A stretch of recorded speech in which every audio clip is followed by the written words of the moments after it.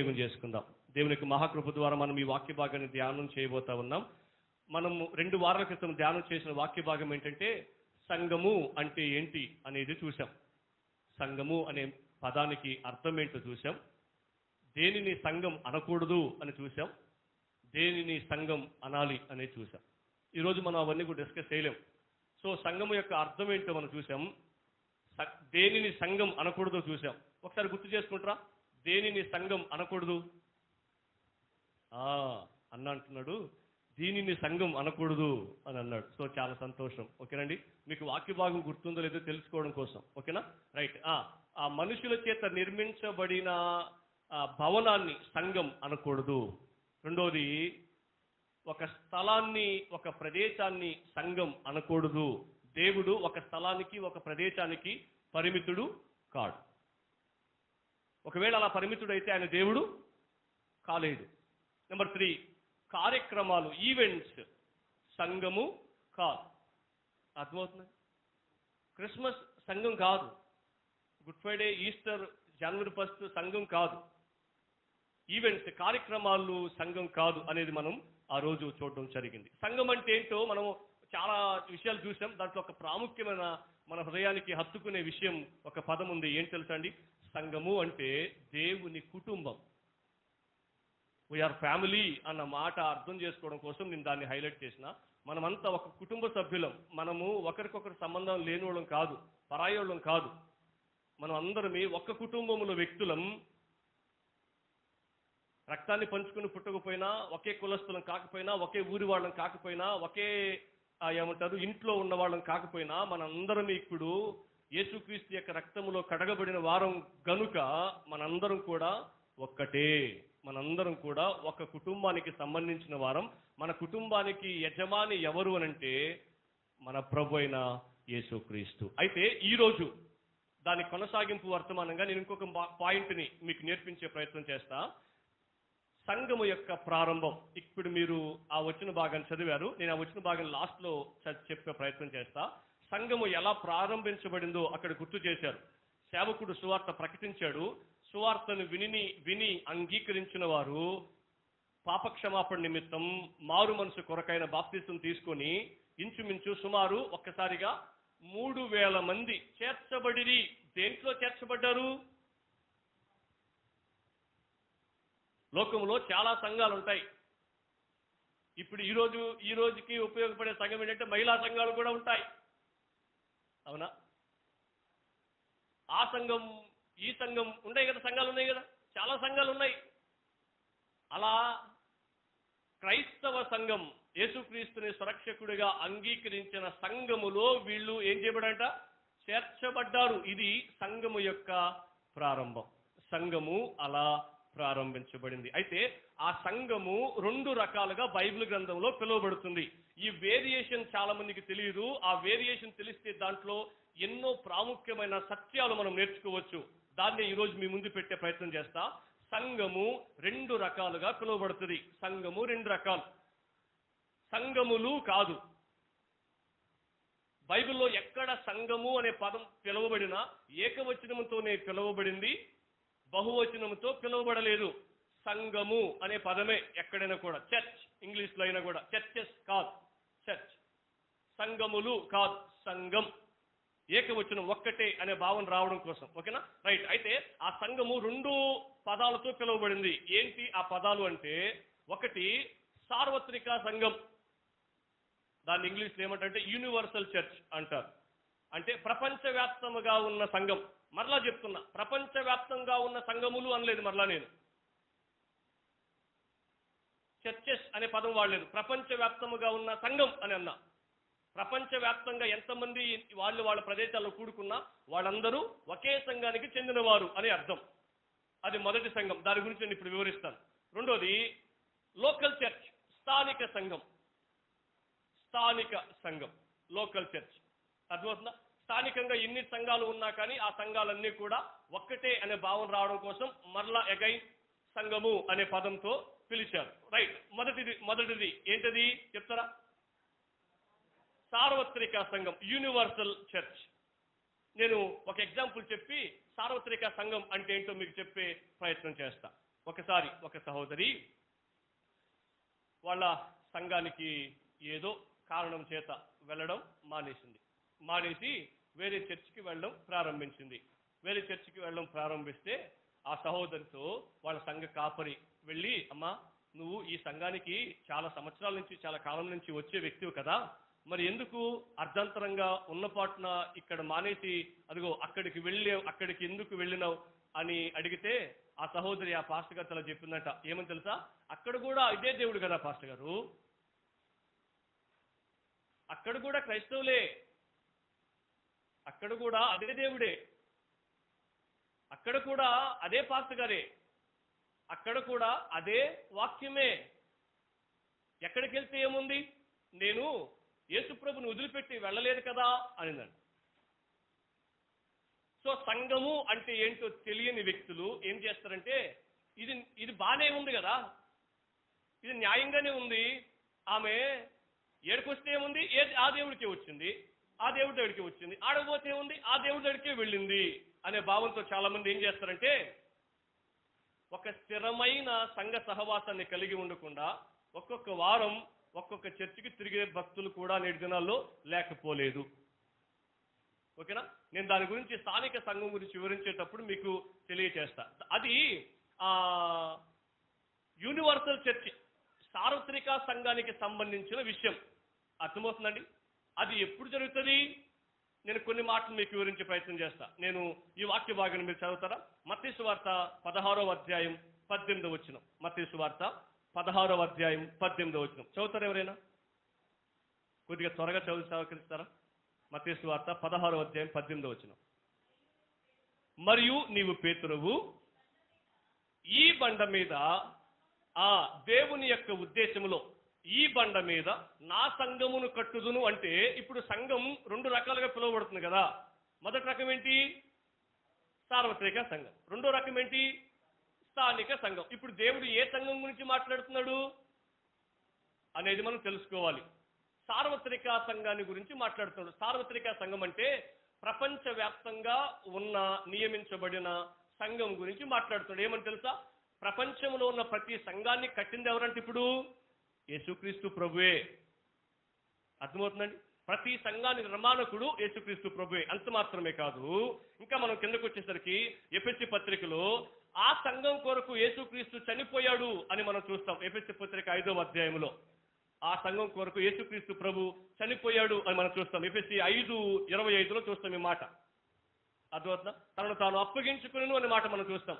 So యేసుక్రీస్తు ప్రభు ఆ సంఘం కోసం చనిపోయాడు. ఏ సంఘం కోసం యేసుక్రీస్తు చనిపోయాడు? ఒక ముత్కూరులో ఉన్న సీలోయం బాప్టిస్ట్ చర్చి కోసం మాత్రమే కాదు యేసుక్రీస్తు ప్రభు చనిపోయింది. ప్రపంచంలో ఉన్న ప్రతి చర్చి కోసం యేసు ప్రభు ఏం చేశాడు? చనిపోయాడు. అది దేనిని ఉద్దేశిస్తుందంటే సార్వత్రిక సంఘాన్ని ఉద్దేశిస్తుంది. తర్వాత ఆ సంఘానికి దేవుడు శిరస్సు అని మనం పోయిన మెసేజ్ లో చూసాం. ఏ సంఘానికి అంటే సార్వత్రిక సంఘానికి. అర్థమవుతుందా? ఆ సంఘానికి యేసుక్రీస్తు ప్రభు శిరస్సు. అంత మాత్రమే కాదు, సంఘము ఆయన శరీరం. ఏ సంఘము? ఈ సంఘం మాత్రమే కాదు, ప్రపంచంలో ఉన్న ప్రతి సంఘము ఆయనకి శరీరమే.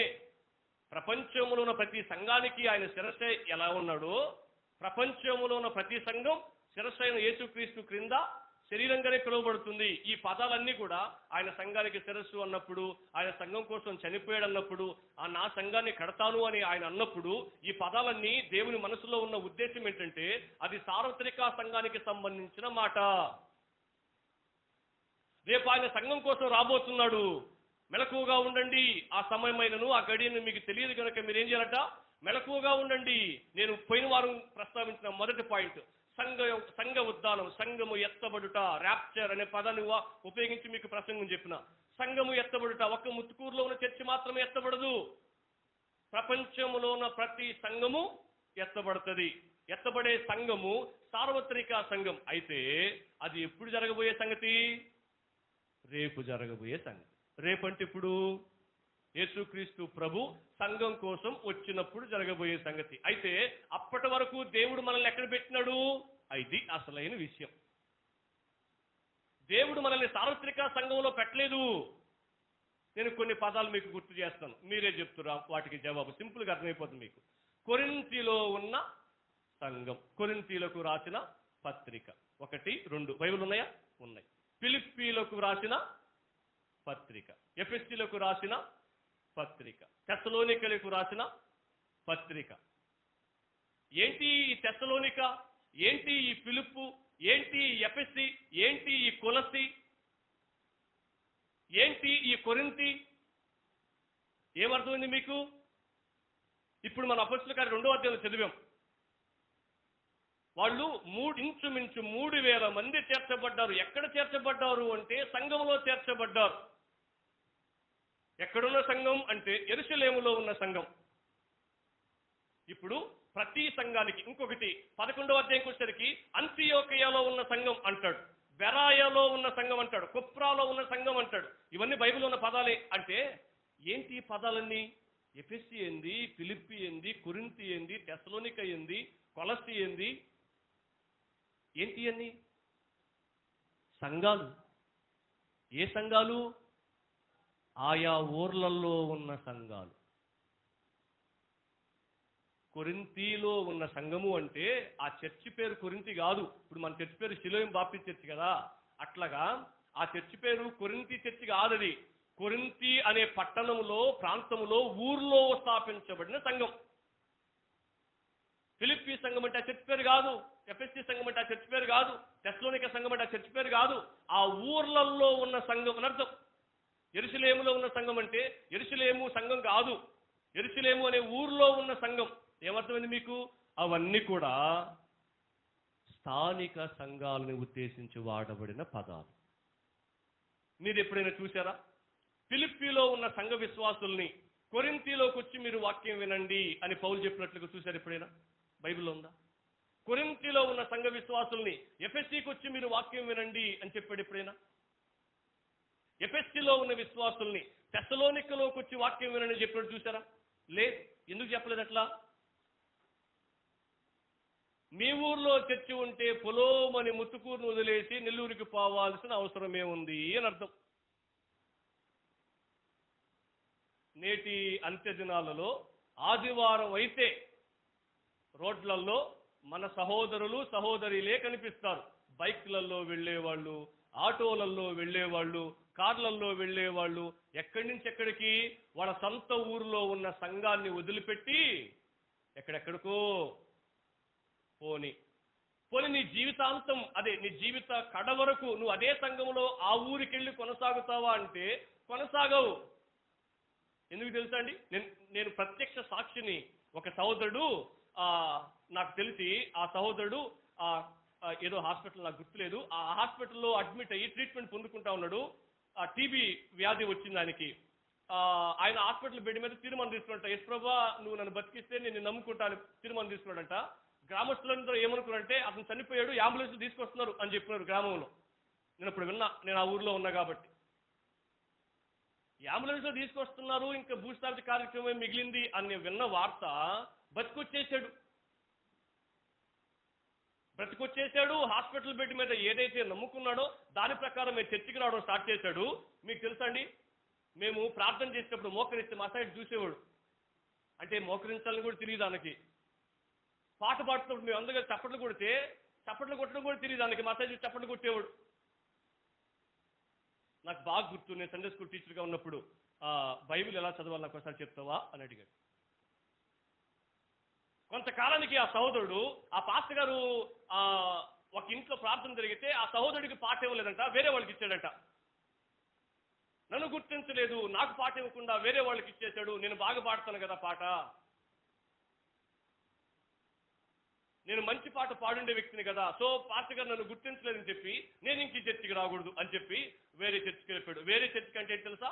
ఆ అన్న ఏ ఊర్లో అయితే ఉంటాడో ఆ ఊర్లో ఉన్న చర్చిని వదిలిపెట్టేసి వేరే ఊర్లో ఉన్న చర్చికి, ఊర్ల పేరు దీనికి రికార్డింగ్ అవుతుంది కదా, ఆ ఊర్లో ఉన్న చర్చికి వెళ్ళాడు. వెళ్ళిన తర్వాత నేను అక్కడ విన్న మాట ఏం తెలుసా, నాకు సంబంధించిన వ్యక్తులు కూడా ఆ ఊర్లో ఉన్న చర్చిలో ఉన్నారు. ఉంటే ఆ సహోదరులు ఆ పాస్టర్ గారితో చెప్పారంటే ఏమని తెలుసా, మేము ఈ ఊరోళ్ళం. ఉంటే అన్ని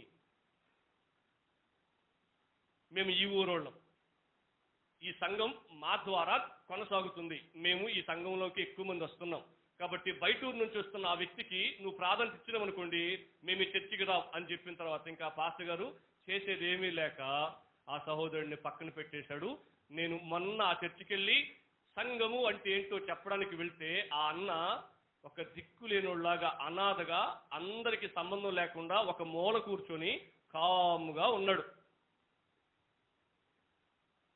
ఎందుకు వచ్చింది తెలుసా అండి అన్నకి ఆ పరిస్థితి? అన్నకి తెలియకపోవచ్చేమో, నేను ఈ స్థానిక సంఘాన్ని విడిచిపెట్టి వేరే ఊరికి వెళ్ళి ఆ సంఘంలో సభ్యుడిగా కొనసాగాలనుకుంటే ఆ గ్రామస్తుల ద్వారా నాకు ఇటువంటి వ్యతిరేకతలు వస్తాయని చెప్పి అన్న ఇక్కడి నుంచి విడిచిపెట్టి వెళ్ళిపోయేటప్పుడు తెలియదేమో, వెళ్ళిన తర్వాత తెలిసింది. నాతో అన్న మాట ఏంటి తెలుసా? ఆ రోజు నువ్వు చెప్పినప్పుడు వినుంటే బాగుండేది. నేను పాట ఇవ్వలేదని చెప్పి సంఘంతో సంబంధాలు తెంచేసుకుని బయటకు వచ్చిన తర్వాత వెనక్కి రాలేక, అలాగని ఆ సంఘంలో కొనసాగలేక నరక యాతన పడుతున్నా అని చెప్పినాడు. ఏమర్థమని తెలుసండి? నేటి దినాల్లో చాలా మంది సహోదరులు సహోదరీలు వాళ్ళ స్థానికంగా దేవుడు సువార్తను ప్రకటించి రక్షించి ఏ సంఘములో అయితే వాళ్ళని పెట్టినాడో ఆ సంఘములో వాళ్ళు కొనసాగకుండా చిన్న చిన్న పొరపచ్చలు వచ్చినాయని చెప్పి, చిన్న చిన్న మనస్పర్ధలు వచ్చినాయని చెప్పి, అదేలే పేరు చెప్పలేదని చెప్పి, పట్టించుకోలేదని చెప్పి, పలకలేదని చెప్పి, అర్థమవుతుందా?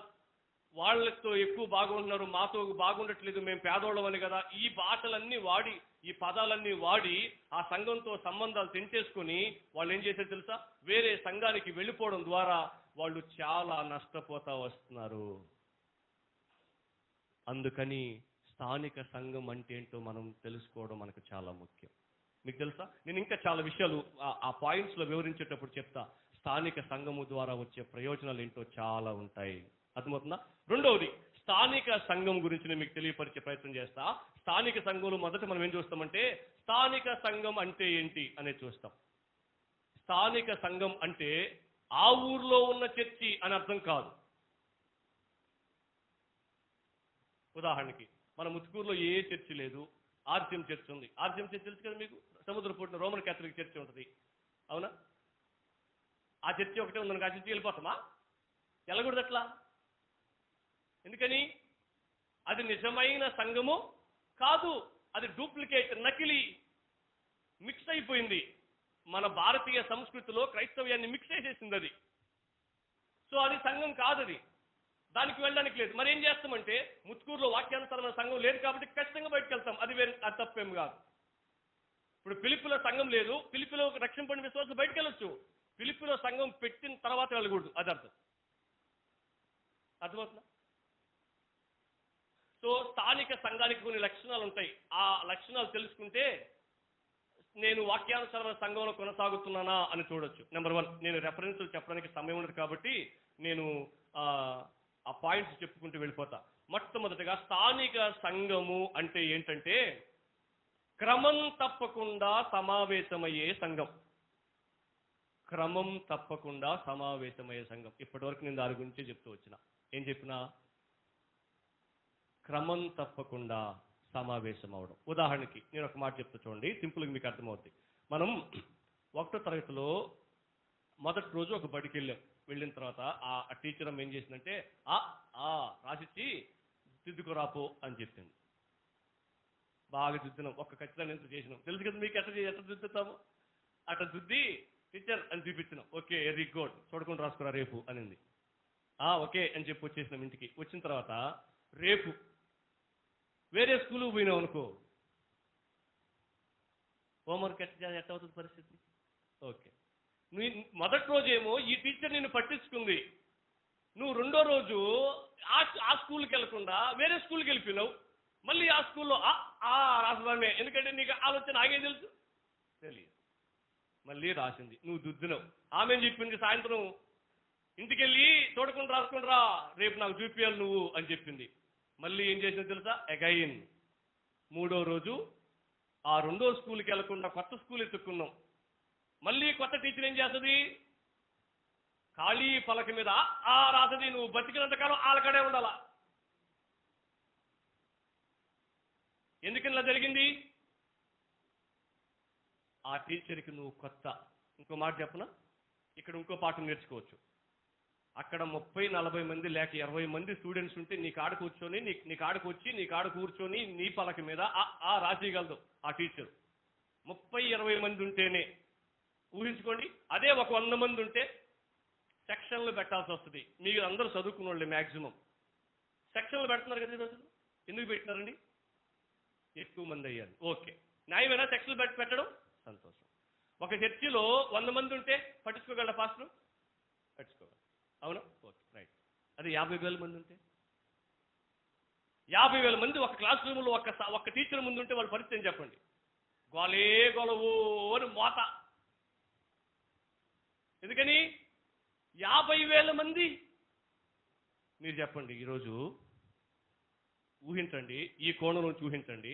మా చర్చికి 1,00,000 మంది వస్తున్నారు, మా చర్చికి 50,000 మంది వస్తున్నారు, మా చర్చికి 30,000 మంది వస్తున్నారు, మా చర్చికి 10,000 మంది వస్తున్నారు అని ఈ రోజుల్లో మీరు వింటున్నారు. వినలేదా? మెగా చర్చెస్ అనే పదం వినబడుతుంది ఇప్పుడు బాగా. మెగా చర్చెస్ అనే పదం. సార్, ఆ చర్చిలోకి వచ్చే ప్రతి విశ్వాసి ప్రతి వారం చర్చికి వస్తున్నాడు సార్. అంత దూరం వెళ్ళబాకండి, మెగా చర్చెస్ దాకా వెళ్ళబాకండి. నెల్లూరులో ఉన్నాయి ఇలా కొన్ని, ఒక 2 పేర్లు ప్రస్తావించలేను కదా. ఆ చర్చెస్లోకి 3 సర్వీసెస్ జరుగుతాయి ఒక్కొక్కసారి కదా. ఎంతో మంది వస్తున్నారు. అప్పుడప్పుడు డ్యూటీ నిమిత్తం టౌన్లోకి వెళ్ళి కొంతమంది వెళ్ళేసి అక్కడ బల తీసుకు కూడా వస్తున్నారు, కూర్చుంటున్నారు, బైబిల్ కూడా ఎత్తుకోబారు. సైలెంట్గా వెళ్తారు, సైలెంట్గా కూర్చుంటారు, సైలెంట్గా వచ్చేస్తారు. మధ్యలో పోతున్నప్పుడు అయ్యా బాబాకయ్యా కూర్చోయ్యా, వాక్యంనయ్యా, మా నిద్రపోబాకమ్మా, మా పక్కనతో మాడుకోబాకమ్మా, మా చర్చకు వచ్చింది వాక్యం వినడం కోసం అమ్మా, వాక్యం వినమ్మా అంటరా? నువ్వెవరో? నువ్వు అసలు యేసు ప్రభువుని నమ్ముకున్నావు లేదో కూడా తెలియదు ఆ పాస్టర్కి. ఎందుకని? నువ్వు ఆ రోజే కనిపించినావు. ఏమర్థమైంది మీకు? ఒక స్కూల్కి ఒక్కొక్క రోజు ఒక్కొక్క స్కూల్కి వెళ్తే ఎంత తప్పో, ఒక్క స్కూల్లో 50,000 మంది స్టూడెంట్స్ ఉంటే టీచర్ ఎలాగైతే పట్టించుకోలేదో, ఒక సంఘానికి అంతమంది వస్తున్నారు అనడం వాక్యానుసారం కాదు. మీకు తెలుసా అండి, యేసుక్రీస్తు ప్రభువుని జన సమూహాలు వెంబడించాయి. జన సమూహాలు వెంబడించినప్పుడు యేసుక్రీస్తు ఎందుకనో 12 మందిని సెలెక్ట్ చేసుకున్నాడు. ఎందుకని అంటారు? సంఘం యొక్క ఉద్దేశం అందులో దాచబడింది. సంఘము అంటే ప్రతి ప్రార్థనకి హాజరయ్యే వారిని సంఘం అంటారు. అది స్థానిక సంఘం. అర్థమవుతుందండి?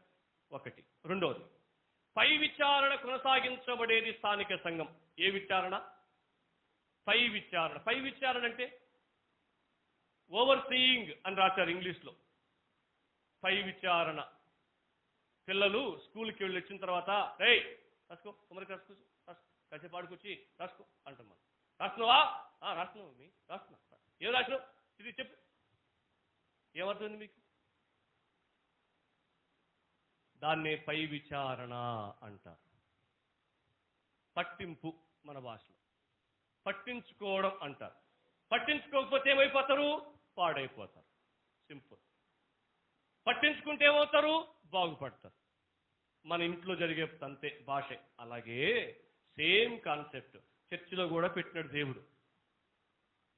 అర్థమవుతుందా? పేతురు చెప్తాడు ఆ మాట. ఏం తెలుసా?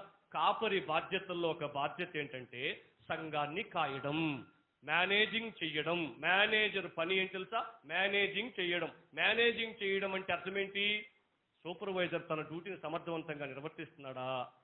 అటెండర్ తన పని చేస్తున్నాడా? ఎంప్లాయీస్ తన పని తాము చేసుకుంటూ వెళ్తున్నారా? లేకపోతే వాళ్ళు బాధ్యత రాహిత్యంగా ప్రవర్తిస్తున్నారా అని చెప్పి మేనేజర్ గమనించాలి. దాన్ని ఏమంటాం? పై విచారణ చేయడం అంటాం. స్థానిక సంఘం యొక్క రెండవ గుర్తు. స్థానిక సంఘం అంటే ఏంటో మీకు మరలా చెప్పున్నా. ఏం తెలుసండి? పట్టించుకునే సంఘం. ఇప్పుడు నువ్వు అక్కడికి వెళ్ళావు కదా, అది నువ్వంటే నువ్వని కాదు, కొంతమంది అక్కడికి వెళ్తున్నారు కదా, అక్కడికి వెళ్ళినప్పుడు పట్టించుకుంటారా వాళ్ళని? పట్టించుకోరు. ఇంకో మాట చెప్పునా, పాస్టర్ గారికి ఎంట్రన్స్ కూడా ఇట్లా ఉండదు, ఇట్లా ఉంటుంది. ఆయన ఇట్లా వస్తాడు, వాక్యం చెప్తాడు, ఇక్కడ మాయమైపోతాడు. ఇక్కడ మాయమైపోయాడంటే ఆయన ఎగిరిపోయాడు కాదు అర్థం, వెళ్ళిపోయాడు. దిగొచ్చి వాళ్ళతో మాట్లాడితే కదా, వాళ్ళతో పాటు కాసేపు కూర్చుంటే కదా. మీరు ఆలోచన చేయండి. నెలలో 4 సార్లు మీ గృహ దర్శనాలు చేయడానికి తల ప్రాణం తోక్కొస్తుంది నాకు. మన సంఘ విశ్వాసుల గృహాలు దర్శించడానికి. అది 50,000 మంది సంఘస్థులు ఉంటే ఊహించడానికే భయంకరంగా ఉంది కదా. చచ్చిపోతాడు పాస్టర్ అంతమంది గృహాలు దర్శించాలంటే. సేవ జరుగుతుందా? పట్టించుకోకుండా పిల్లోడే బాగుపడని చెప్పినప్పుడు పట్టించుకోకుండా చర్చకు వస్తున్న విశ్వాసం ఏం బాగుపడతాడు? ఈ రోజుల్లో బాధాకరమైన విషయం ఏంటి తెలుసండి? మమ్మల్ని పట్టించుకోకపోవడమే మేలు అంటున్నారు చాలామంది. పిల్లల్ని పట్టించుకోవాలని చెప్పినావు కదా నువ్వు.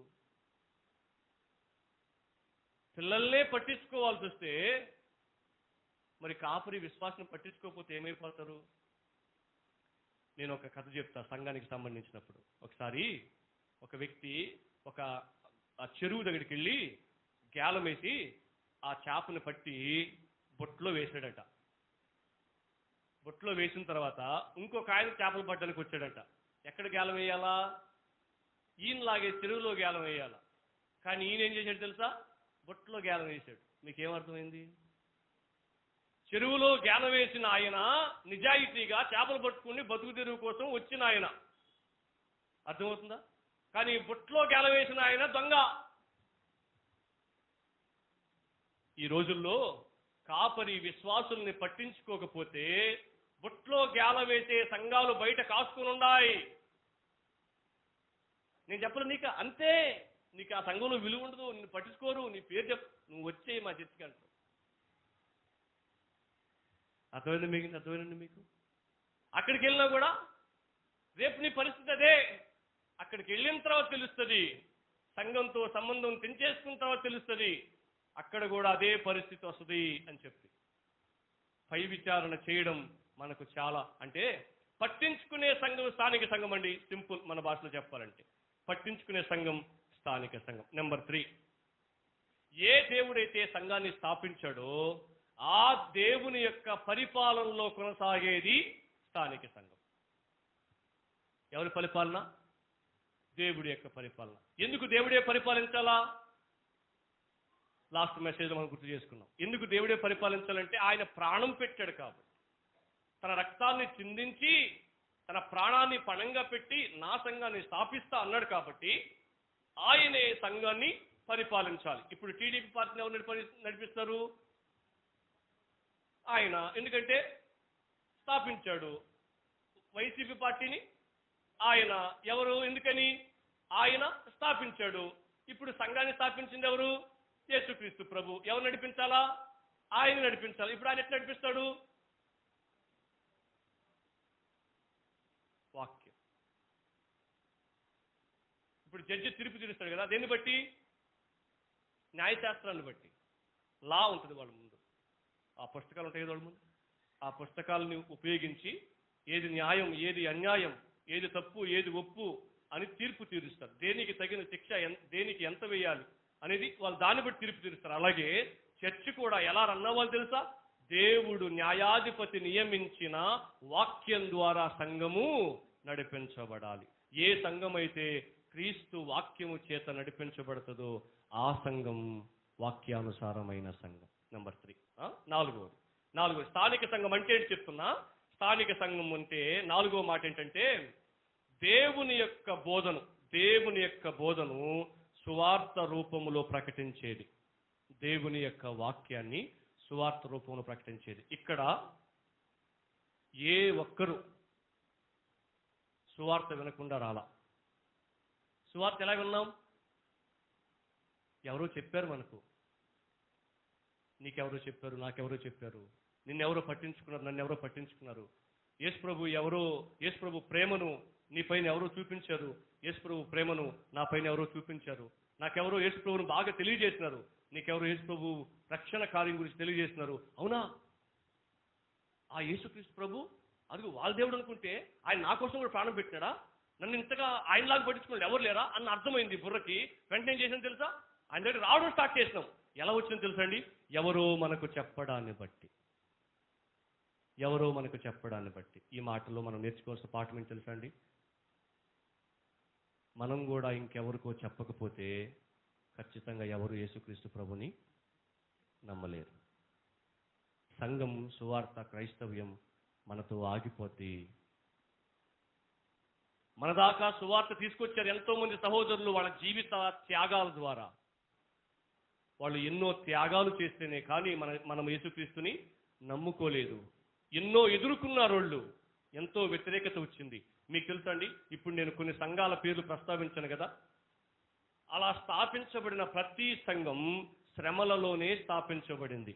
ఈ సంఘాన్ని స్థాపించిన వారు కూడా ఎన్నో శ్రమలు అనుభవిస్తేనే కానీ సంఘం స్థాపించబడి ఉండదు. ఎందుకు తెలుసా అండి?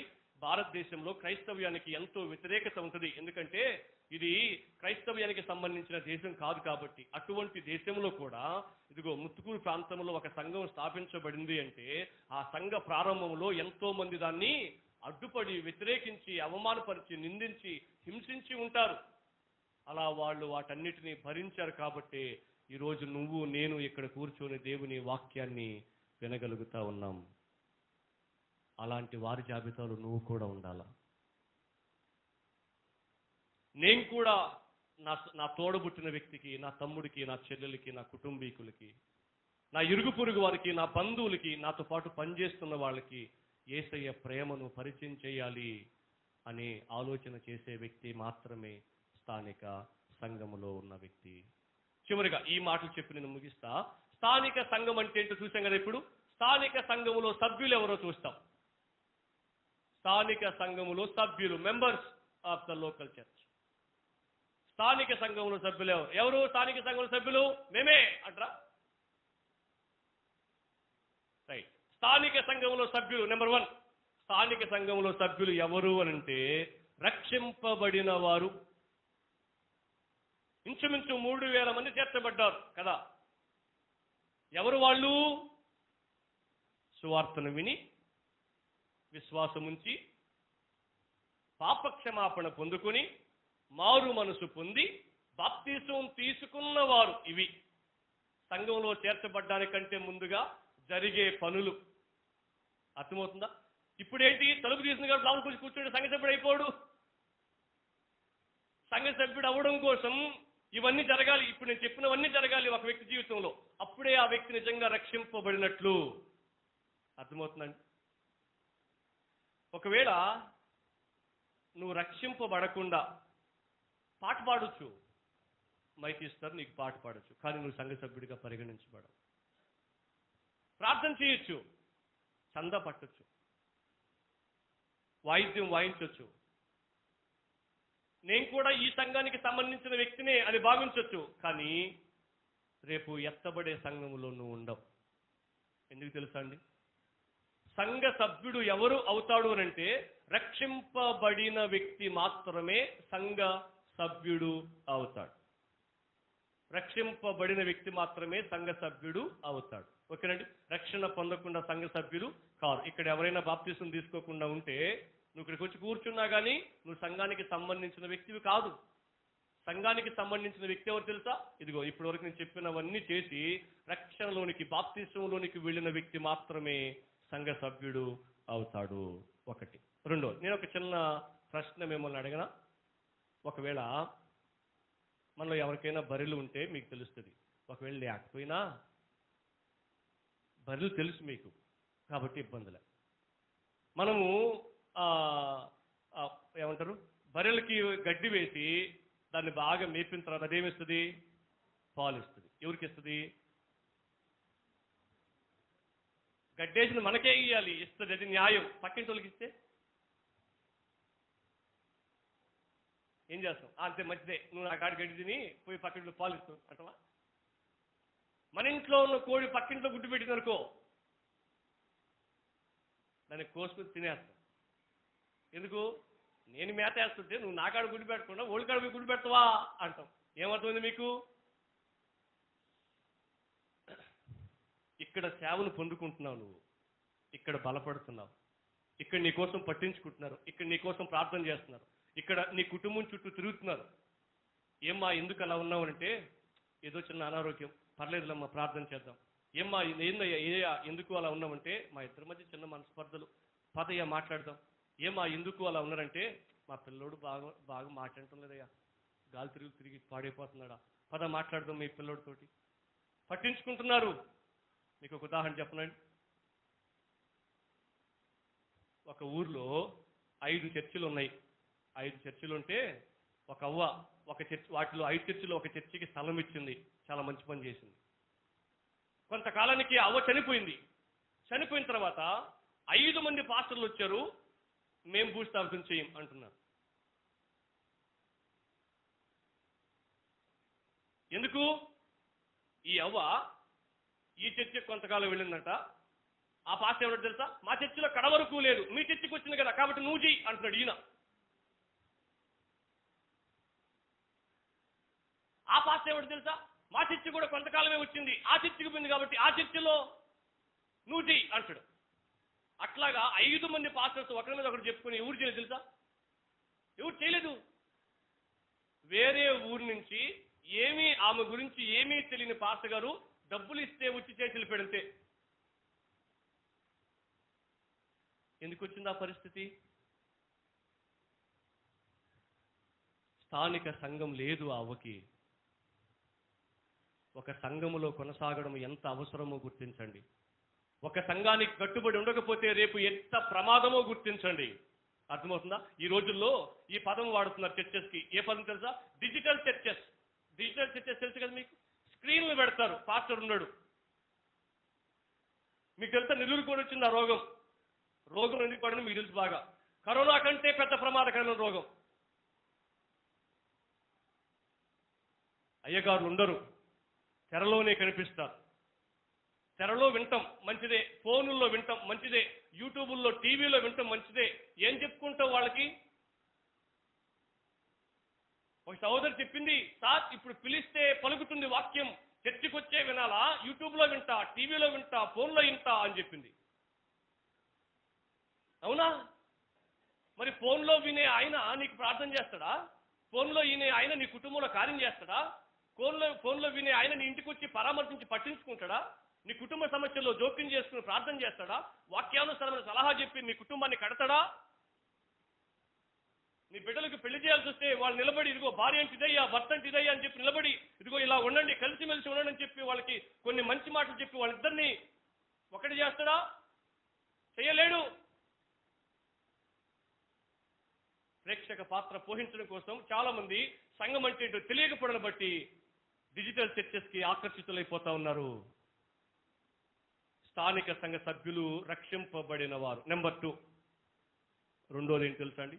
ఎవరు స్థానిక సంఘ సభ్యులు అవుతారు అంటే ప్రతి ప్రార్థనకు కూడుకునేవారు. ఏ ప్రార్థనకండి? ప్రతి ప్రార్థనకి. ఒకవేళ నీకు అనారోగ్యం ఉంటే ప్రతి ప్రార్థనకి రాలేం. కొంతమంది పెద్దవాళ్ళు ఉన్నారు, వయసులో పెద్దవాళ్ళు, వాళ్ళు ప్రతి ప్రార్థనకి అటెండ్ కాలేరు, వాళ్ళకి ఆరోగ్య సమస్యలు ఉంటాయి. ఆదివారం వస్తున్నావు కదా, మరి మంగళవారం ఏడ విను, అప్పుడు నువ్వు సంఘ సభ్యురాలు కాదా?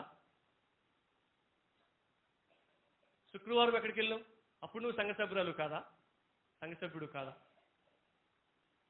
ఆదివారం మాత్రమే రండి చర్చికి, ఇంకెప్పుడు రాబోలే అన్నారా?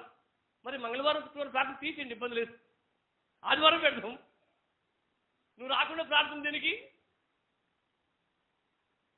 స్థానిక సంఘ సభ్యులు ఎవరు అనంటే ప్రతి ప్రార్థనకి హాజరయ్యేవారు. మీరు ఒక చిన్న నాటిక వేశారని కొంతకాలం క్రితం నేను విన్నా. ఏంటి నాటిక అంటే బుద్ధి కలిగిన కన్యకలు, బుద్ధి లేని కన్యకలు. మీరు ఆ నాటిక వేసినప్పుడు సారాంశం బాగా తెలుసు కదా మీకు. కొంతమంది ఎత్తబడ్డారు, కొంతమంది విడవబడ్డారు. ఎందుకు విడవబడ్డారు? సరి అయిన సిద్ధపాటు లేదు. సిద్ధపడకుండా ఏం చేస్తున్నారు? పోనీ మీరే చెప్పండి జవాబు. ఆదివారం కాకుండా మంగళవారం కానీ శుక్రవారం కానీ ఎత్తుకో వస్తే ఏం చేద్దాం?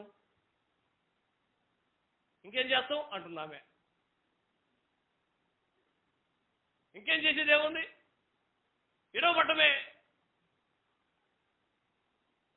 బడికి పోకుండా చదువు అవ్వకపోతే బడికి బాధ కాబట్టి చదువులాగా అనుకోవచ్చు, పెద్ద బాధపడం.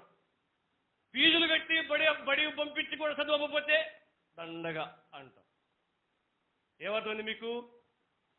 చర్చి దాకపోయి అన్నీ పట్టుకొని అన్నీ తెలిసి విడవబడితే అది ఘోరం. అసలు చర్చికే పోకుండా ఉంటే వాళ్ళు యేసుప్రభువు నమ్ముకునేదిలే అనుకోవచ్చు. నువ్వు చర్చి దాకా వచ్చి యేసుప్రభువు ఎవరో తెలిసి, యేసుప్రభువు చేసిన కార్యమేంటి తెలిసి విడవబడే వాళ్ళ జాబితాలు అంటే ఎందుకురా ఈ మిస్టేక్ చేసినని బాధపడం. వాళ్ళు వచ్చి తలుపు పెట్టారట, మీరు వేసారట, నాటికి నేను చూడాల, చూసింటే బాగుండేది. ఇంకా నేను వాళ్ళు వచ్చి తలుపు పెడితే యేసుప్రభువు తలుపు తీయకుండా చెప్పాడట. తలుపు తీసి పో టైం అయిపోయింది అని చెప్పాలి కదా. ఆ మర్యాద కూడా లేదు వాళ్ళకి. ఏం తెలుసా, తలుపు వేసేసి నువ్వెవరో నాకు తెలియదు అలా చెప్పేసుకుంటావు రేపేసుకు చేత. నువ్వెవరో నాకు తెలియదు అని చెప్పించుకునే ఆ పరిస్థితులు నీకు రావాలంటే నీ ఇష్టం, నువ్వు ఎప్పుడైనా రావు చర్చికి, నో ప్రాబ్లం. నీకు ఇష్టం వచ్చి నువ్వు గుబులు వెళ్ళప్పుడు రావు చర్చికి. లేదు, ఎత్తబడే వారి జాబితాలో నేను ఉండాలనుకుంటున్నావా, అయితే సంఘానికి క్రమంగా హాజరవు. మీకు తెలుసా, చాలా టైం అయిపోయింది మన లైఫ్లో. వాళ్ళకి అర్థమైంది. పేజీ తిప్పితే అపోస్తుల కార్యం 2వ అధ్యాయం మనం చదివినాం కదా, పేజీ తిప్పితే వాళ్ళ యావదాస్తిని అమ్మి అపోస్తుల పాదం మీద పెట్టేసినట్టు పట్టణ ప్రార్థన పెట్టుకున్నట, సాయంత్రం ప్రార్థన పెట్టుకున్నట. ప్రతిరోజు నిద్రలేగానే అదిగో అన్నోళ్ళింట్లో ప్రార్థన, సాయంత్రం పనికి పోయి వచ్చేసి మళ్ళీ వాళ్ళ ఇంట్లో ప్రార్థన, మరుసటి రోజు అదిగో అక్కోళ్ళ ఇంట్లో ప్రార్థన, పనికి పోయి వచ్చేసి మళ్ళీ సాయంత్రం వాళ్ళ ఇంట్లో ప్రార్థన. ఎందుకు సార్ రోజుకి 2 సార్లు ప్రార్థన పెట్టారు వాళ్ళు? వారానికి 3 సార్లు చాలా పెద్ద సమస్య మనకు పాలైపోతున్నాం. వాళ్ళు రోజుకి 2 సార్లు పెట్టారు సార్. అంత మాత్రమే కాదు, రోజుకి 2 సార్లు వాళ్ళు ఎలా కూడుకోగలిగారు? తర్వాత వాళ్ళ యావదాస్తిని అపోస్తుల పాదం మీద ఎందుకు పెట్టేస్తారు తెలుసా?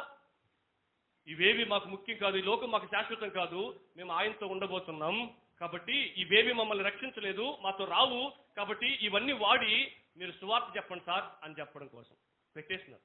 వాళ్ళు అడగలా, కానుకలు తీసుకురావాలి మీరు, మీ బాధ్యత దశంభాగం ఏంటి, ఏం చెప్పలా.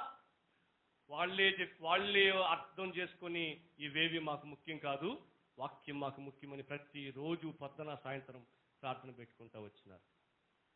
ప్రతి ప్రార్థనకి హాజరయ్యే వాళ్ళు సంఘ సభ్యులు అవుతారు. నెంబర్ 2 కదా అది.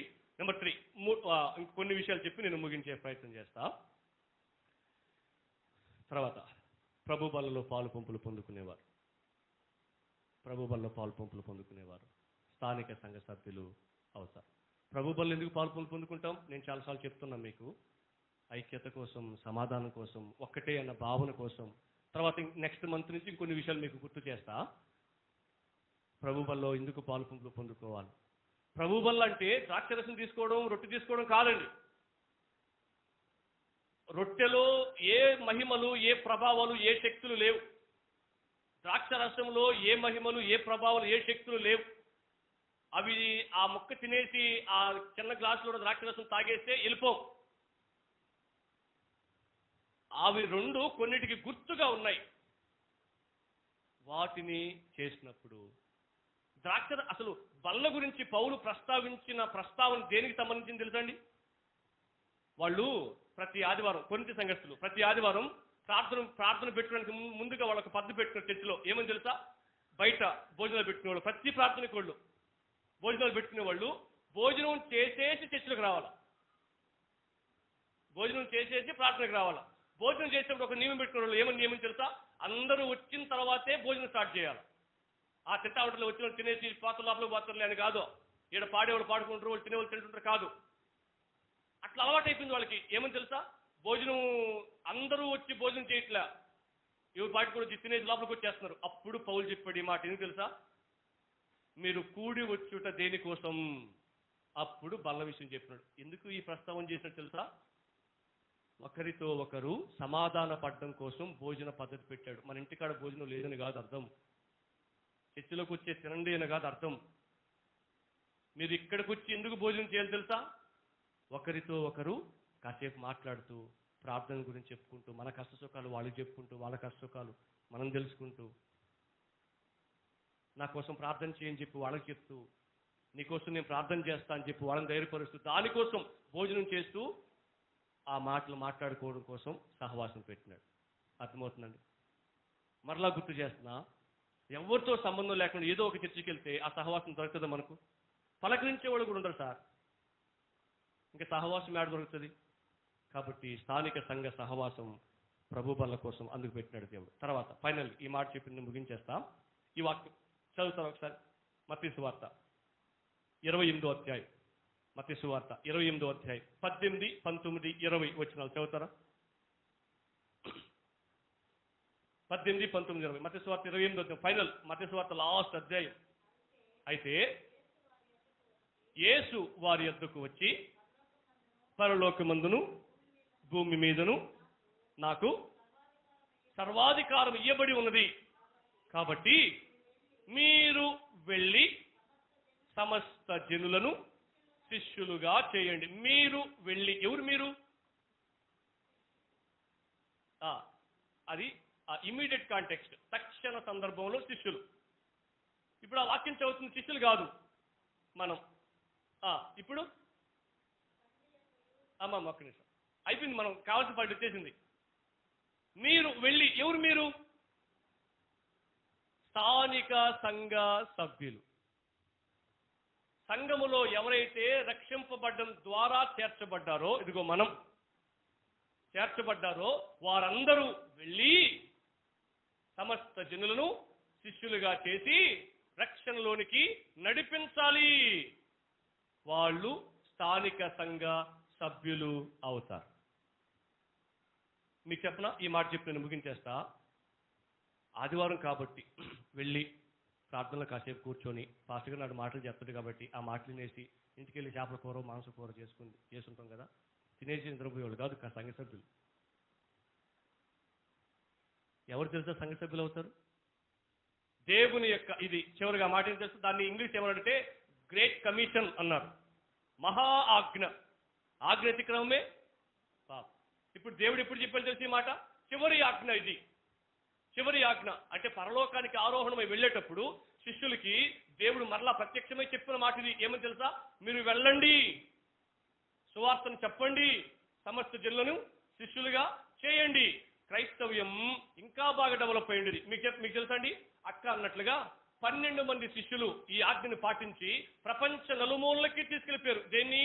సువార్తని. వాళ్ళు స్టార్ట్ చేసిన సువార్త ముత్కూరు దాకా వచ్చింది. 12 మందే ప్రపంచ నలుమూలకి సువార్తను తీసుకెళ్ళగలిగితే ఇక్కడ సుమారు 70 మంది ఉన్న ముత్కూరులో మనందరం గనక కలిసి సువార్తను ప్రకటించడం కోసం బయటకు వెళ్ళామనుకో ఎంతమందికి చేరుకోగలం తెలుసా? ఒక్కొక్కరిని చేరుకున్న వచ్చే సంవత్సరానికి ఇక్కడ ఇంతమంది 70 మంది వరకు ఇప్పుడు 140 మంది ఉంటారు. ఒక్కొక్కరిని చేరుకున్న సంవత్సరానికి ఒక్కరిని మనం యేసు నడిపించిన డబల్ అవుద్ది సంఘం. స్థానిక సంఘ సభ్యులు ఎవరునంటే, నేను ఒక ఊర్లో గమనించిన వాళ్ళు 5 గంటల వరకు నారాజ్కి వెళ్ళినారు. వెళ్ళి ట్రాక్టర్ వీధిలో ఉంది, ఇంటికి వెళ్లకుండా వచ్చి ఆ బురద కాలుతోనే వీధి కూడా ఎక్కడ కాళ్ళు గడిగేసుకుని ట్రాక్టర్ ఎక్కేసారు. తెలుసా? దేనికోసం తెలుసా అండి?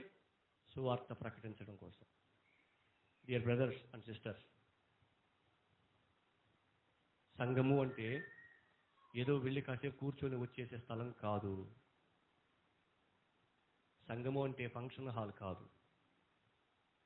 సంఘము అంటే ఎంటర్టైన్ చేసే స్థలం కాదు. సంఘము క్రీస్తు స్వరక్తం ఇచ్చి సంపాదించిన సంఘం. ఆ సంఘములో ఎవరు సభ్యులుగా ఉంటారు? ఇదిగో ఈ స్థానిక సంఘములో ఎవరైతే సభ్యులుగా ఉంటారో వాళ్లే రేపు సార్వత్రిక సంఘంలో ఉండబోతున్నారు. అది గుర్తుపెట్టుకోండి. ఎవరు సభ్యులు? నేను చెప్పిన ఈ పదాలన్నీ ఎవరైతే చేస్తారో వాళ్ళు మాత్రమే రేపు సార్వత్రిక సంఘములో ఉండబోయేది. చాలా మంది చెప్పిన ఏం తెలుసా? నువ్వు చర్చికి వచ్చేస్తే చాలు అని చెప్పినారు. చర్చికి వచ్చేస్తే ఖచ్చితంగా పరలోకంకి వెళ్ళరు. దేవుడు ఖచ్చితంగా చెప్పలేదు. నువ్వు చర్చికి వచ్చి కూర్చొని లేకపోతే చాలు, ఇంకేం చేయబడలే అని చెప్పి దేవుడు బైబిల్ ఎక్కడ చెప్పలా. ఉంటే చూపించండి, దాని గురించి ఆలోచిద్దాం. మనం చెప్పలేదు. చర్చికి వచ్చిన తర్వాత మన బాధ్యత ఏంటో మనం చేయాలి. కొన్ని ఉన్నాయి. అవి చేస్తున్న వారు మాత్రమే రేపు ఈ స్థానిక సంఘములో నుంచి ఎత్తబడే సార్వత్రిక సంఘములో చేర్చబడతారు. ఆ సార్వత్రిక సంఘం ఆ ప్రభుని ఎదుర్కొంటుంది. ఆ ప్రభుని ఎదుర్కొన్న వారు మాత్రమే ఆయనతో సదాకాలం ఉండబోయేది. గుర్తుపెట్టుకోండి సహోదరులారా, సహోదరులారా. స్థానిక సంఘం అంటే ఏంటో మీకు చెప్పినా, అదిగో నేను ఏ సంఘానికి అయితే వెళుతున్నానో ఆ సంఘం నన్ను పట్టించుకుంటుందా, నన్ను పరామర్శిస్తుందా, నా కోసం ప్రార్థన చేస్తుందా, నా కష్టం ముందు నిలవబడుతుందా, నా ఇంట్లో ఇబ్బంది అయితే నా కోసం వెతుక్కుంటూ వస్తుందా అని ఆలోచన చేయండి. నిజమే అన్ని కనిపిస్తే ఖచ్చితంగా ఆ సంఘంతో సహవాసంలో కలిగి ఉండండి. కడవరకు ఒక్కొక్క రోజు ఒక్కొక్క స్కూల్కి వెళ్ళడం ఎంత కరెక్ట్ కాదో, ఒక్కొక్క రోజు ఒక్కొక్క చర్చికి వెళ్ళడం అంత కరెక్ట్ కాదు. కడవరకు ఆ సంఘ సహవాసాన్ని కలిగి ఉండండి. ప్రభు రాజ్యం కొరకై సిద్ధపడండి. ఈరోజు సంఘం అంటే మనకి ఒక పిక్చర్ వచ్చింది. నేను ఎలా ఉన్నా ఆ సంఘంతో అని పరిశీలన చేసుకుంటూ ప్రార్థన చేసుకోండి. తలలు ఉంచుదాం, ప్రార్థన చేసుకుందాం.